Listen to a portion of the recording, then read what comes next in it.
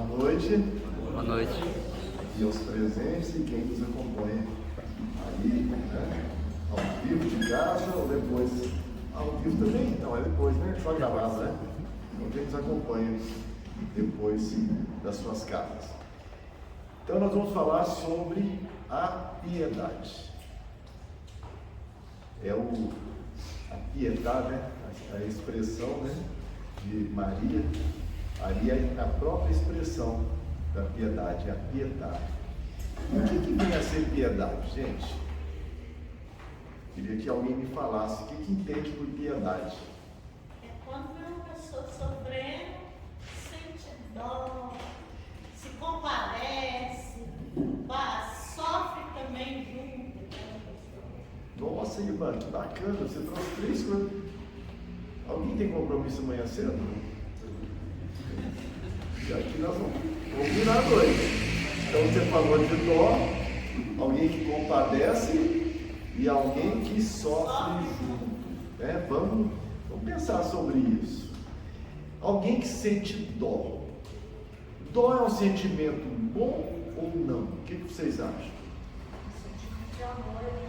É um sentimento de amor? Vamos pensar sobre isso, que ela trouxe 2 coisas. Ela trouxe dó e compaixão. Compadece é você sentir compaixão. Dó, o que é? Dó é quando nós mineiros falamos tadinho, tadinha. Quando você fala isso para a pessoa, você está dando uma força para ela? Sim? Tadinho, tadinha. Você está batendo a cabeça e afundando ela no chão. Não é isso? Vocês já notaram uma coisa? Quando a gente sente dó de uma pessoa, a gente tem dificuldade de olhar para ela. Já aconteceu com vocês? Você sente muita dó, parece que não quer olhar porque aquilo vai causar um sentimento ruim em você.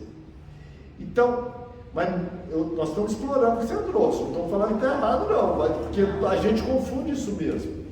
A dó então não é um sentimento que levanta a pessoa. Na dó a gente acaba batendo em uma coisa, porque quando você sente dó, querendo ou não, você está se colocando numa situação melhor. Aquele que sente dó parece, a compaixão sim, o que você trouxe em segundo lugar, mas a dó não, a dó parece que eu estou acima, tadinho, tadinha, né? Então eu estou aqui em cima e estou dando tapa na cabeça da pessoa, afundando ela no chão, né? Então a dó, porque a dó, o que você está passando a pessoa? Parece que ela não está dando conta da própria vida. Tadinho, tadinho. Ela parece que não está dando conta da própria vida. Então, é um sentimento que não levanta. Agora, a compaixão. Compaixão é sentir junto. Sentir junto. O John estava falando do Chico. Tem uma história, né? Que aquela senhora se aproxima do Chico e fala para o Chico assim, Chico Xavier: Chico, eu acabo de perder meu filho. Meu filho faleceu. Meu filho morreu. O que você tem para me dizer? E aí eu pergunto para vocês, o Chico tinha alguma coisa para dizer para aquela senhora? Tinha ou não? O Chico conhecia o Evangelho? Conhecia o Livro dos Espíritos? Conhecia as 400 obras que ele psicografou? Então ele tinha alguma coisa para dizer para aquela senhora? Tinha. Mas era hora? Não. É hora de fazer discurso? Não. Aí ele fala assim: não, minha irmã, eu não tenho nada para te dizer agora. A única coisa que eu posso fazer é chorar com você. Isso é compaixão. Aí depois nós vamos falar do sofrer junto. Isso é compaixão. É você. Aí teve outro dia, nós estávamos falando sobre essa questão da morte, nós estávamos num estudo sobre a morte, e tinha 2 irmãs nossas, até foram convidadas, 2 irmãs que perderam filhas, que as filhas desencarnaram muito cedo.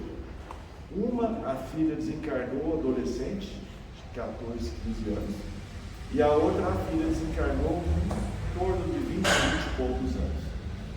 E aí essas irmãs, nos falando, das coisas que elas ouviram no velório. Uma chegou para essa que perdeu a menina novinha e falou assim: é porque lá no céu estava precisando de anjinho, né? Pensa que ela falou uma coisa bonita, né? Essa que pensou: mas será que precisava ser minha filha? Será que podia ser a sua, né? Então, o que a gente... Eu sempre tive esse negócio para... velório é bom, até engraçado de pensar isso. A gente vai em velório hoje, vocês conseguem dizer no velório assim: descansou? Fulano descansou? Vocês conseguem falar isso? Eu não consigo mais não, porque eu sei que é fake news. Eu estou mentindo. O que a doutrina espírita nos ensina? Depois que morre, descansa, gente? O que é o céu? O céu é aquele lugar assim, que todo mundo recebe uma nuvenzinha anatômica para ficar deitado o resto da vida, a eternidade, o resto da vida acabou, né? Pela eternidade escutando antes tocar harpa. Você já pensaram isso? Mas eu imagino que às vezes, quem está no velório, os parentes do morto, às vezes não são todas as pessoas que têm um entendimento. Às vezes, quando alguém fala assim, ele descansou, principalmente se a pessoa está sofrendo muito. Às vezes, devido à falta de conhecimento daquela pessoa, quando alguém fala, ele descansou, para aquela pessoa pode ser um consolo. Pode ser um consolo, sim. Como nós já entendemos. Exatamente. Só que a gente não consegue falar mais, né? Porque a gente sabe que está mentindo. E a piedade também, assim, eu estou lembrando, a piedade também, assim, por exemplo, às vezes a pessoa está passando por alguma dificuldade, quer dizer, piedade, vai lá e tenta ajudar a pessoa que for preciso também. Olha lá, o bem que praticares em algum lugar é o teu advogado em toda parte. Então, toda oportunidade. Piedade é tentar ajudar a pessoa a sair daquela dificuldade. De alguma forma, né? Então, só fechando essa questão do velório, o que a gente tem que dizer melhor é dizer para a pessoa: olha, eu estou aqui com você. Porque a gente às vezes fala assim: eu sei o que você está passando. A gente sabe a dor do outro, gente? A gente sabe a dor do outro, o tamanho da dor do outro? Não, a gente não sabe. Então, é para a gente ter coerência com aquilo que a gente estuda, né? O João estava falando de estudo evangélico, o Zé Francisco vai fazer. A gente precisa estudar, aprender e procurar vivenciar isso. Então, eu não sei o tamanho da dor do outro, mas o que é importante dizer para o outro? Eu estou aqui com você. Isso é piedade. Eu acho assim, quando a pessoa para falar, eu sei o que você está passando, ela também já perdeu o ente querido, para ela saber, porque se não perdeu, não sabe, né? Mas aí quem já perdeu, igual no meu caso, eu já enterrei 4 filhos. Então, a gente sabe o tamanho da dor do outro, né? Agora, quem não sabe falar isso, aí é difícil. Exatamente. A senhora fala com autoridade, né? A senhora, quando fala isso, ela fala com autoridade de quem já vivenciou essa dor. Só tem aqueles que falam também, não está fazendo nada isso. Aí é para acabar com o pique de Goiás, né? Agora, quando a gente fala de piedade, e nós vamos ter na casa, né, o estudo do Evangelho, das parábolas, que eu estava vendo ali, e as parábolas são sempre a nossa inspiração. Qual a parábola que fala de piedade com maior profundidade? Do bom samaritano. Não tem dúvida. Todo mundo conhece essa parábola? Mas vamos dar uma recordadinha só para a gente trazer, né? Jesus então nos fala, né? Jesus está conversando, é bom contextualizar as parábolas. A gente tem que entender também em que momento Jesus contou a parábola. Jesus então estava conversando com o doutor da lei. Quem era o doutor da lei? Era os que mais entendiam das leis de Moisés, que são as leis básicas do judaísmo. Para os judeus, a lei de Moisés é como se fosse a nossa Constituição Federal, só para a gente entender, né? Então, o doutor da lei, que mais entendia disso, chegou e falou assim: mestre, o que devo fazer para merecer a vida eterna? Ou seja, entrar no céu. O que Jesus faz? Devolve a pergunta: o que está escrito na lei? Ninguém conhecia a lei. O que lês nela? Duas coisas: o que está escrito e o que lê. É a mesma coisa que Jesus está perguntando? Não. Uma coisa é o que está escrito, outra coisa é o que a gente entende, a nossa interpretação. O doutor da lei, que sabia tudo, então diz: amarás teu Deus de todo o coração, de toda a tua alma, de toda a tua força e de todo o teu espírito. É isso que está escrito lá. O Senhor e o seu próximo como a si mesmo. Jesus então fala: perfeito, fazes isso e viverás, ou seja, entrará na vida eterna. Mas o doutor da lei, dando uma de desentendido, vai e pergunta assim: mas quem é meu próximo? Deus já sabia quem era, mas quem é meu próximo? E aí Jesus então conta a parábola. Um homem descia de Jerusalém para Jericó e foi tomado por ladrões, que o assaltaram, o bateram, o espancaram e deixaram quase morto. E aí já tem uma boa notícia para nós aí nessa parábola, porque às vezes a gente tem uma visão pessimista do mundo e a gente acha que quem inventou banditismo, bandidagem foi o Brasil e só existe aqui no Brasil. Então, como a gente sabia que na Palestina, 2000 anos atrás, existia assalto. E assalto é pesado, e batia e quase matava. Então, para a gente não achar, como uma amiga nossa, né, que acha que delinquência é só do Brasil, né? Então, existia na Palestina 2000 anos atrás.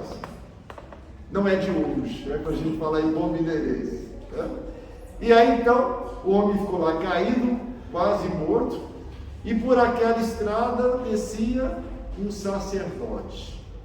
Quem são os sacerdotes, gente? Quem são os sacerdotes?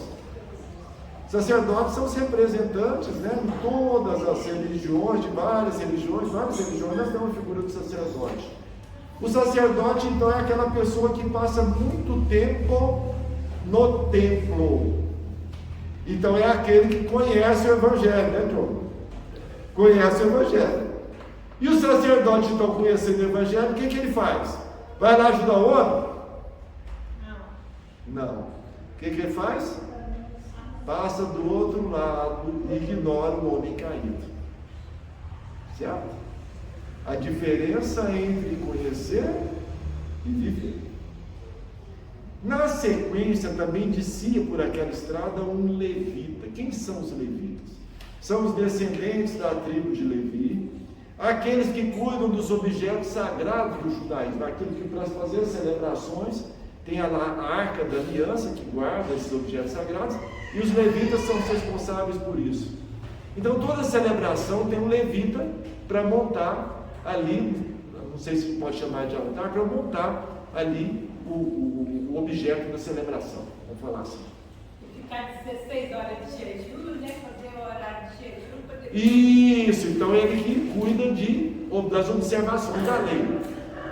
O levita passa tempo no templo? Passa. Para cuidar de tudo isso, ele passa também muito tempo no templo. Ou seja, está sempre dentro da igreja. Certo? E o que o levita faz? Vai lá e ajuda o homem? Não. Também, como diria aqui em Minas, né? Caiu no branqueário. Né? Capuliu. Certo? Depois vinha então um samaritano. Quem era o samaritano? Samaritano é aquele povo que era mal visto dentro do judaísmo. Por questões,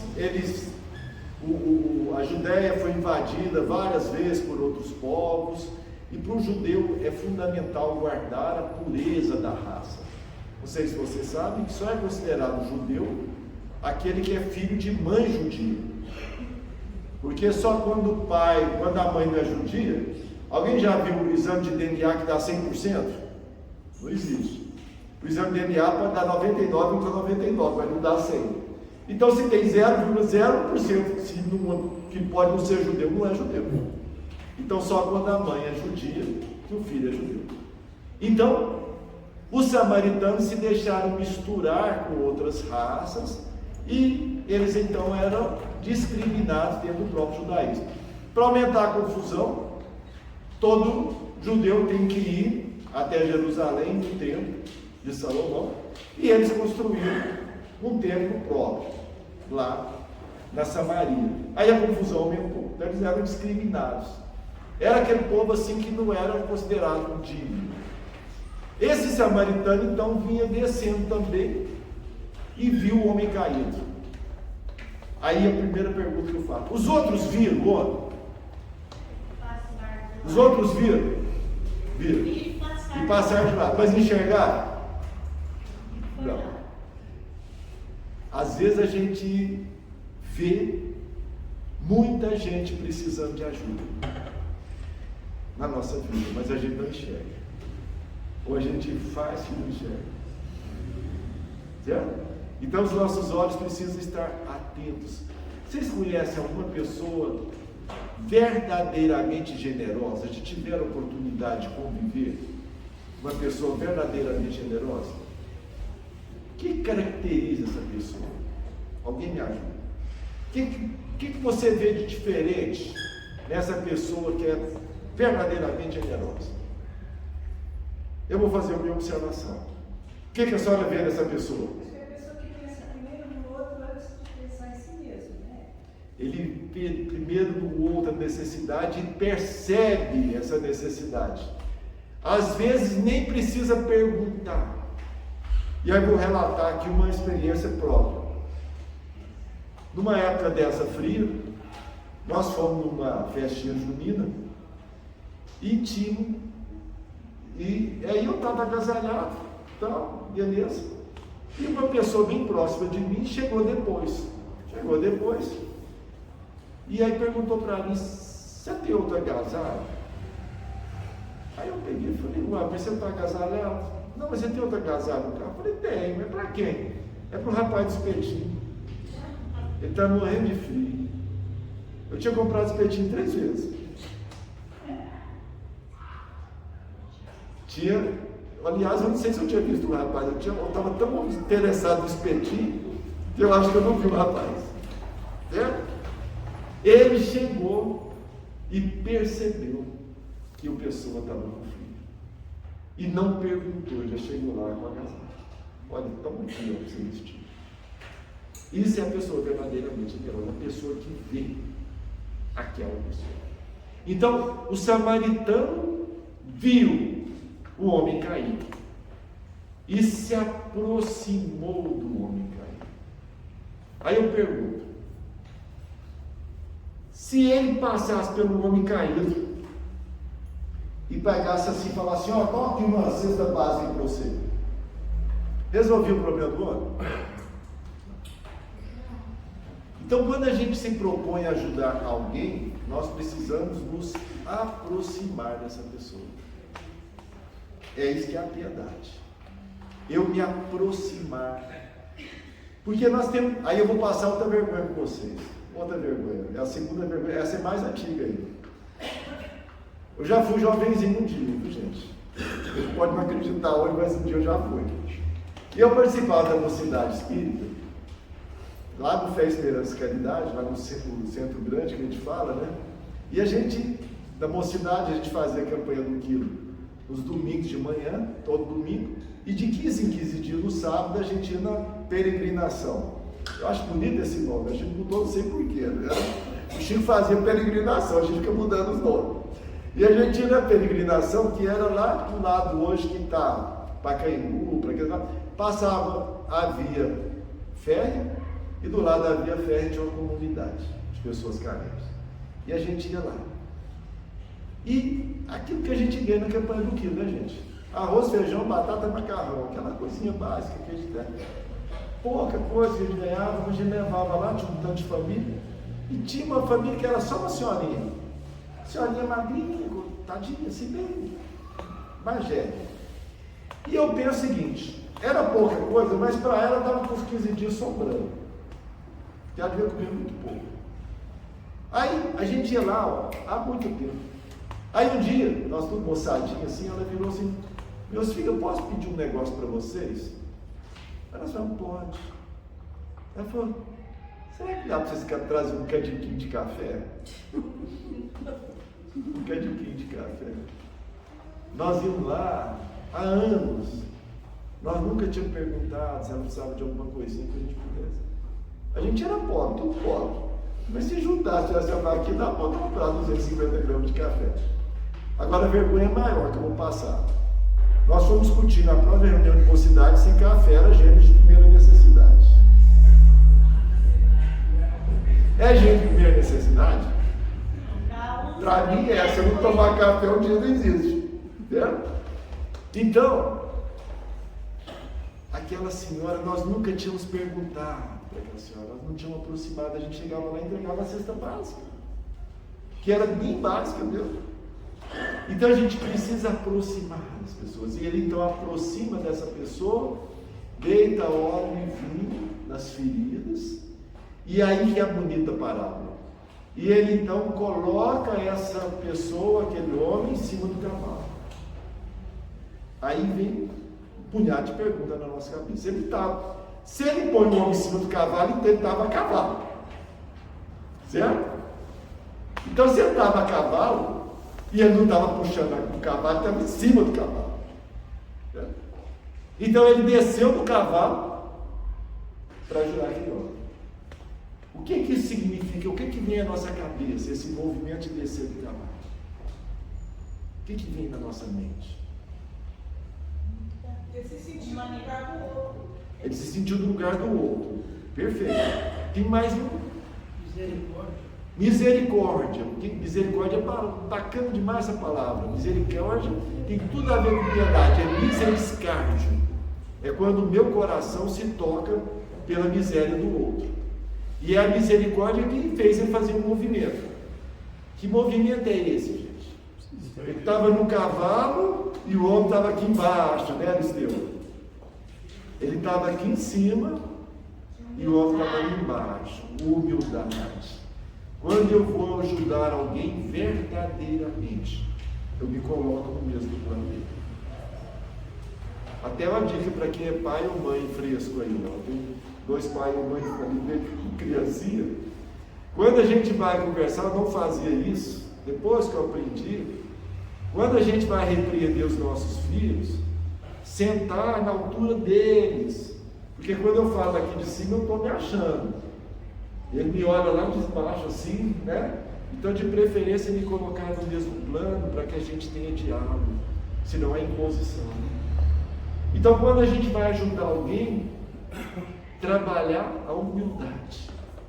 Lembra da lição do Evangelho que fala daquela senhora que ia todo levar e que ela se vestia com traje simples? Era uma senhora da sociedade, mas que se vestia com traje simples, e a sua filha também, para não chocar as pessoas. Então a gente precisa descer do pedestal quando a gente realmente se propõe a ajudar alguém.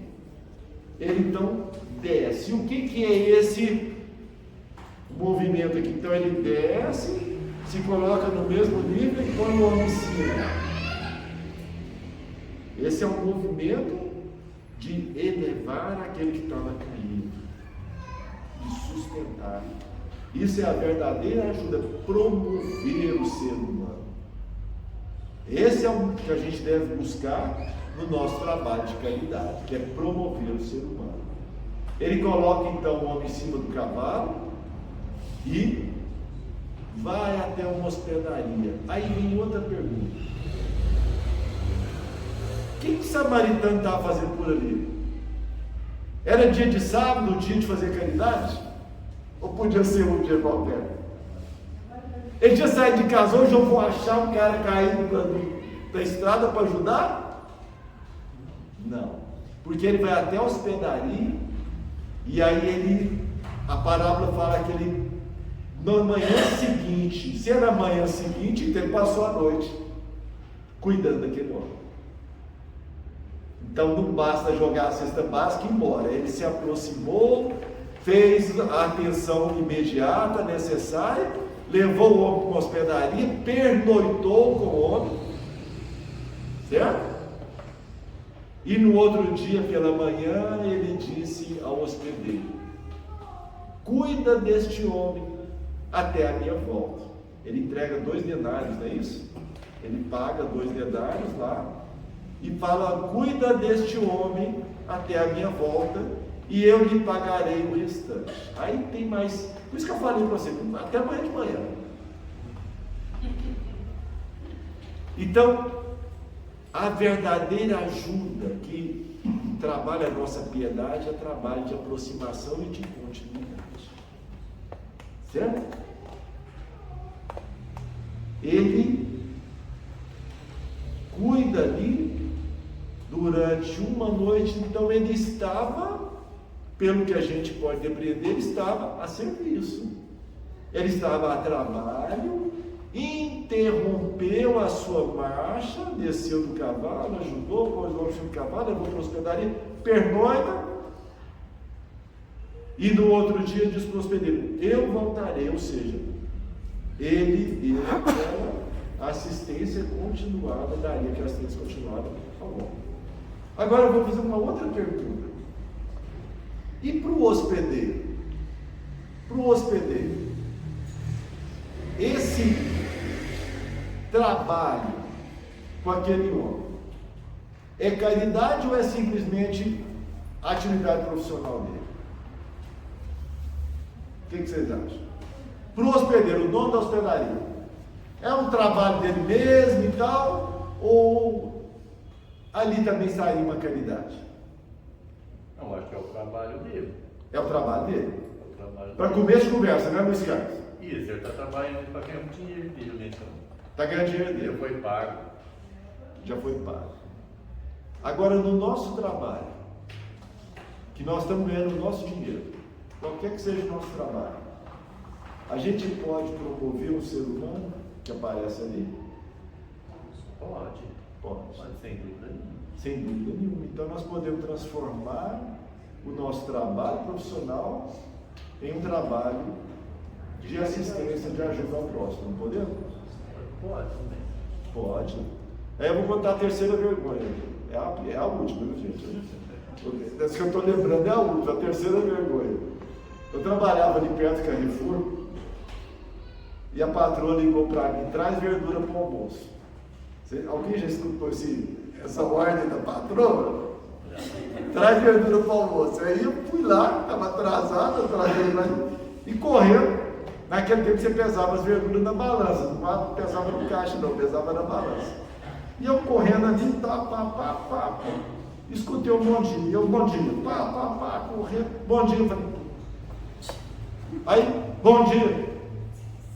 Aí eu olhei por trás da balança, estava um rapaz, com um sorriso desse tamanho. O senhor não está entendendo, eu estou desejando um bom dia para o senhor. Essa doeu mais, né, gente? Essa doeu mais, né? Aí eu fiquei pensando, o sujeito que trabalha atrás de uma balança, escutando a gente reclamar de tomate, que o tomate está caro, agora está barato, né? Que o tomate está caro e que não está bom. Agora ele está barato e está bom, né? Aí a gente tem que ver esse lado também, né? E aí o sujeito tira o tempo, do jeito que ele falou para mim, ele está falando para todas as pessoas, né? Para ajudar, para mudar o dia daquelas pessoas, porque ele mudou aquele dia meu, e ele muda todo dia que eu lembro dessa vergonha. Todos os meus dias que eu lembro dele, muda. Então, aquele trabalho profissional dele, ele converteu por meio do sorriso em um trabalho de caridade. Eu certa vez ouvi do seu Cristóvão, que era a esposa da dona Deise, alguém deve ter conhecido aqui, e ele dizendo o seguinte: o sorriso é a única chave que abre todas as portas do mundo. Né? É ou não é? É. Então, o sorriso, nós falamos do chorar junto, mas o sorrir junto também pode ser um ato de caridade, de piedade. É isso? De E graça. Hã? É de graça. E é de graça, e diz que até estimula os músculos aqui, né? Diz que estimula os músculos para a gente ficar mais jovial, né? Muito bom. Então, aquele rapaz lá, Está fazendo trabalho de caridade. Qualquer que seja o nosso trabalho, nós podemos converter isso num trabalho de assistência ao próximo. Depende do quê? Do meu sentimento, do meu coração. Certo? Então, ele diz ao hospedeiro, cuida desse homem, eu vou cair. Então, dando para nós essa ideia de que nós devemos estabelecer vínculos. Esse vínculo é que faz com que realmente a gente promova.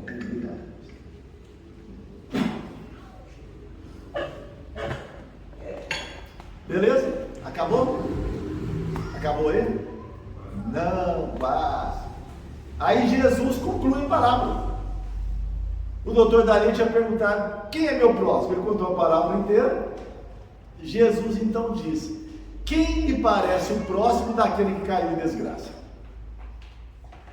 E eu pergunto a vocês, quem é o próximo daquele que estava caído lá? É o sacerdote? É o samaritano? Ou o levita? Samaritano. Só que um judeu não pronuncia esse nome. Ele não podia dizer porque é um nome impróprio. A boca de um judeu não pronuncia o nome samaritano. Então o doutor da lei diz, aquele que usou de misericórdia, que alguém falou aí agora há pouco. Aquele que usou de misericórdia, de compaixão, porque o ponto mais importante eu guardei aqui para o final. O que moveu o samaritano fazer diferente dos outros dois? Está lá na parábola, tocado de profunda compaixão. Ele se coloca, como você falou, no lugar do outro. A compaixão é isso. Eu vou sofrer a dor do outro? Não. Eu não consigo sofrer a dor do outro. A dor do outro é do outro. Mas eu posso ter compaixão por ele. Porque pode ser... Qual que é o nome da senhora? Agostinho. Porque pode ser que eu, como a dona Agostinho, eu já vivi essa dor em algum momento. E a reencarnação traz isso para nós. A reencarnação nos aproxima da piedade. Porque aquele que pode estar caído pode ter sido meu pai, pode ter sido minha mãe, pode ter sido meu irmão, e pode ser uma situação que eu passei ou que eu venha a passar. A reencarnação me traz isso. Hoje eu estou muito bem, mas amanhã pode ser que eu esteja numa situação daquela. Isso é a verdadeira piedade. E aí então, fecha essa parábola. E aí eu queria trocar uma ideia com vocês. A casa espírita é o lugar da gente exercitar isso, não é? Piedade, compaixão, assistência ao próximo. Então outro dia nós estávamos tendo um relato de... Todo mundo lembra daquele caso da Isabela Nardoni? Aquela criança que foi assassinada pelo pai e pela madrasta? A mãe daquela criança foi atendida numa casa espírita lá no Rio de Janeiro, Centro Espírita Leão Denis. A mãe daquela criança foi assistida. Certo? Bom. Centro Espírita é lugar disso? Sem dúvida alguma. É acolher e usar de compaixão. Agora a pergunta que eu queria trazer é outra. E se em vez da mãe apareceu o pai? O pai, não sei se ainda está na prisão, mas no dia que ele for liberto da prisão, se já foi, ele aparecer batendo na nossa porta. A gente acolhe também? Sim, com certeza. Talvez ele ainda seja, tem que ter mais piedade dele do que da mãe. Precisa ter mais piedade. E isso, senhora, trouxe, meu Agostinho, eu lembro aquele episódio lá no Paraná, né? Aquela cidade pequenina. Foi que o rapaz entrou, não sei, me lembro, acho que foram 18 vítimas, um negócio desse. Um número muito alto. E aí a gente toma como vítima, né? Vítima mesmo, são aqueles que morreram, vamos falar assim, para tomar a palavra certa. Mas que necessitado de prece? Quem que precisa mais? Aquele que matou, o assassino. Certo? E aí então, alguém aqui já viu aquela série The Chosen? Entendeu? E aí no The Chosen trouxe um episódio que esse eu nunca tinha ouvido sobre essa parábola. Jesus então estava dando, atendendo, recebendo, acolhendo um homem, certo? E esse homem fala assim: se o senhor soubesse quem eu sou, o senhor que me atenderia. Jesus fala: atenderia sim. E aí ele conta: aquela parábola que o senhor contou, aquela história que o senhor contou, sabe quem assaltou e quase... Sabe quem assaltou aquele homem? Jesus não, fui eu. Aquele homem morreu? Jesus não, ele não morreu. Mas o Senhor vai me atender mesmo assim? Vai me curar? Jesus, eu vou te curar. E há mais festa no céu quando volta o pecador do que pelos 99 que lá estão. Então, muitas vezes, porque está lá no capítulo 11, né? O amor, a caridade, né? O amor aos criminosos, né? Também amar os vossos inimigos. Isso? Então, quando se a gente consegue, já pensaram nisso? Nós estávamos no outro dia, por coincidência, lá no Estrada da Luz, correndo, falando sobre o diálogo fraterno, e aí estava falando, né? É muito comum você atender pessoas que foram abusadas e que não denunciaram, né? Agora, e se um dia aparece o abusador no diálogo fraterno? O que a gente faz? Chama a polícia?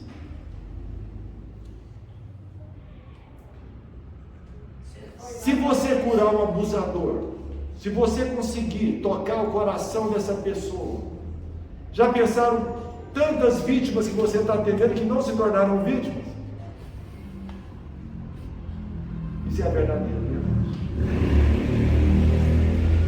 Porque a reencarnação vem. Por que a reencarnação me aproxima da piedade?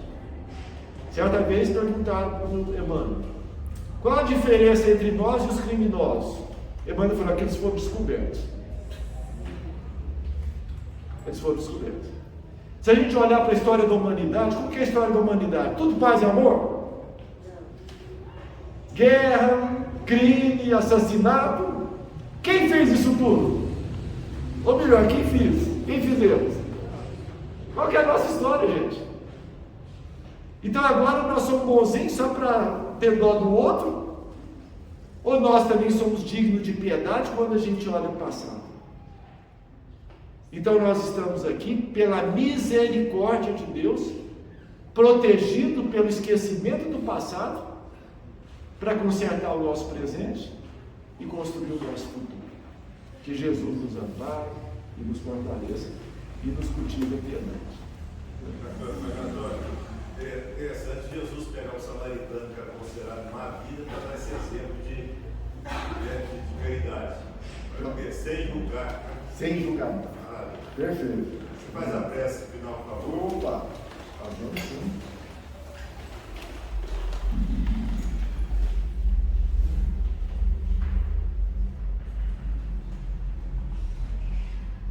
Convite que fica para nós. Convite que fica para nós é nos avaliarmos. A prece é momento de recolhimento em que procuramos assentar os estudos evangélicos, analisar as minhas posturas. Quem sou eu?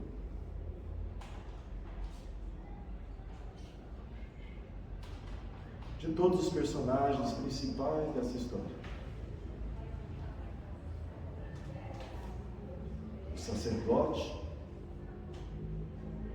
o levita, aquele que caiu na mão dos ladrões, ou aquele que o assaltou. Ao longo da nossa história espiritual, nós temos nos alternado esses papéis. E estamos aqui, hoje, nesta noite, tomando todo conhecimento desses ensinamentos do Mestre. Que mais que a nossa mente possa tocar o nosso coração. Que possamos estabelecer o firme propósito de atitudes samaritanas. Só existe um caminho para se tornar bom. É fazer bondades.